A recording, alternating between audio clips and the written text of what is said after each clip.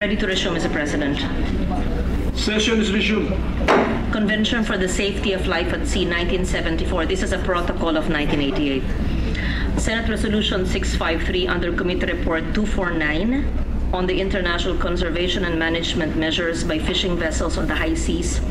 Senate Resolution 654 under Committee Report 250 on the agreement on port state measures to prevent, deter, eliminate illegal, unreported, and unregulated fishing. As citizens of an archipelagic nation, we are very much aware of the importance of our seas. While the seas separate different islands, they also connect us as one nation.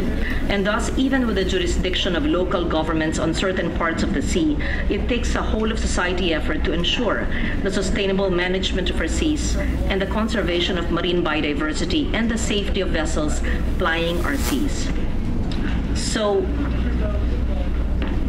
I would like to focus now on the protocols of 1978 and 1988, which relate to the International Convention for the Safety of Life at Sea, the SOLAS Convention, and the protocol relating to the load lines of 1966, which are interrelated conventions that aim to address issue on safety of ships. In the maritime world, there is perhaps no other more important international treaty concerning the safety of ships than SOLAS Convention. The first version was adopted way back in 1914 in response to the Titanic disaster, which we all know because of the film, in 1912, which cost the lives of more than 1,500 people, and has undergone a number of revisions. And the latest version is the 1974 SOLAS. And over the years, the industry has learned that marine accidents not only produce negative consequences on people, but also is bad for business. The 1978 protocol relating to SOLAS Convention was adopted by the IMO to update the safety standards of crude carriers and product carriers by requiring the fitting of inert gas systems, as well as radars and steering gear mechanisms to enhance safety of navigation. 10 years after the Protocol of 1978 was passed, a new treaty, the Protocol of 1988, was adopted to introduce the Global Maritime Distress and Safety System. May I be allowed no longer to read what this is, but it is in my submission. The protocols of 1978 and 1988 add further to the long list of safety requirements on ship construction and equipment under SOLAS. It behooves flag states to ensure that ships under their flag comply with the safety requirements. The Load Lines Convention that was adopted in 1966 prescribes the minimum reserve buoyancy and the free board of ships to ensure their stability by preventing overloading. Again, I would no longer write or read into the record the convention prescription, but it is in my full submission. So we know the importance of the Load Lines Convention as a major pillar of maritime safety. It prevents the overloading of ships through the presence of visible load line marks. And the Philippines has adopted the provisions of the convention for implementation on both Philippine-registered international and domestic ships over 15 meters in length. Again, may I no longer go into the details of the certificates and the evidence and the negotiations, but it is in the record. So, as a major supplier of seafarers for the international shipping community, the Philippines places great importance on maritime regulations that promote the safety of the ship and its crew. So why should we accede to this convention? Because this will demonstrate our country's commitment in ensuring the safety of ships and preventing accidents that could lead to massive loss of lives and serious damage to the marine environment through oil spills. In relation to protecting the marine environment, the Protocol of 1997 to amend the International Convention for the Prevention of Pollution from Ships, as modified by the Protocol of 1978, is a main, or we call it the MARPOL, is a main international convention covering the prevention of pollution of the marine environment by ships from operational or accidental causes. This was adopted in 1997, entered into force in 2005. It includes regulations aimed at preventing and minimizing pollution from ships, accidental and that from routine operations. I will no longer read the 6 technical annexes, but it is part of my records, Mr. President.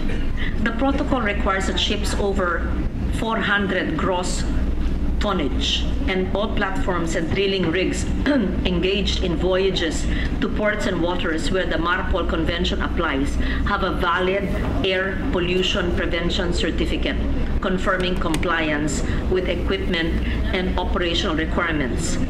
And so, again, I will no longer read the importance of Protocol 1997 to the MARPOL Convention, which is attuned to the SDGs and the Paris Agreement on climate change. It is contained in my whole speech. Another agreement I wish to sponsor aims to address the risks of the harmful compounds that threaten the sustainability of the marine environment and the safety of human health due to the contamination of marine species. This is the Anti-Fouling Systems on Ships, or AFS Convention. It was adopted in 2001, entered into force 2008 in response to the growing threats to the marine environment and human health from harmful anti-fouling systems. Again, if you would allow me no longer to read into record the salient features of the convention, but it is in my whole report. So our accession is so important. It will demonstrate the country's serious commitment and solidarity with the international maritime community in the daunting task of protecting the marine environment and the conservation of our biodiversity, a state obligation that is well enshrined in the UNCLOS, which is considered as a constitution of the seas. Now, the last 2 maritime-related agreements are the issues on illegal, unreported, and unregulated fishing activities.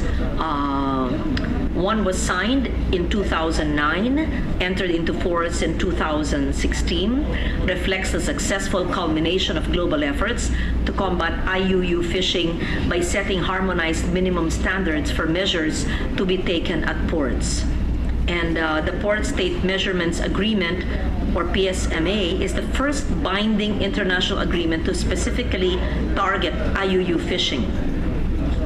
Its objective is to prevent, deter, and eliminate IUU fishing by preventing vessels engaged in IUU fishing from using ports and landing their catches.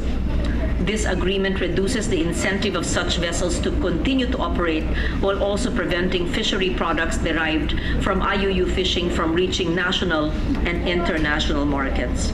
Finally, the agreement to promote compliance with international conservation and management measures by fishing vessels aims to ensure the conservation and sustainable use of marine living resources on the high seas by requiring states to exercise their flag state responsibilities over their fishing vessels, which are 24 or more meters in length, fishing on the high seas. Again, if you allow me, all the benefits of the agreement I will no longer read into the record, but the principal benefit will come from the availability of information regarding vessels authorized to fish on the high seas under the Food and Agriculture Organization. In fact, the FAO office in the Philippines is here in their Global Registry of Fishing Vessels, which will lead to an increased ability to identify those vessels fishing without permission. This agreement supports the international efforts to combat IUU fishing by requiring fishing vessels to keep records of fishing operations and to catch documentation. It can help in curbing the problem of IUU fishing, which usually extends from the high seas to the exclusive economic zone.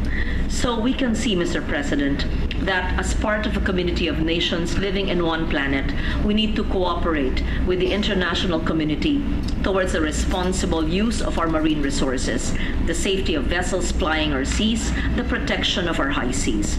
Our lives are naturally linked to the ocean and with the richness of its resources. Thus, we must make our oceans benefit us in a sustainable manner by protecting not only our people who journey along its vastness, but also the marine life underneath. As as I explained the importance of these agreements and its benefits to our country, I seek your unequivocal support for the Senate's concurrence in the accession to these 7 conventions on maritime-related issues. Thank you, Mr. President. As I repeat, the whole speech and report will be submitted and to be reflected in the official records as my sponsorship speech. I just lack my voice today. Thank you, Mr. President. Thank you.